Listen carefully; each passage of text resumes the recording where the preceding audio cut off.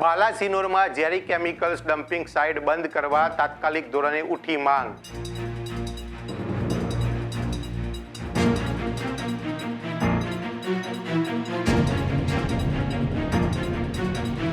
અને અમારા બાલાસિનોર તાલુકાના કોક નેતા હતા એ આવી ગયેલા તો કે તમારું કોઈ નુકસાન નહીં થાય, કશું નહીં થાય, અને તમારા કૂવામાં કોઈ લાલ પાણી આવી જશે તો તમારી બંદૂક ને મારી ગોળી.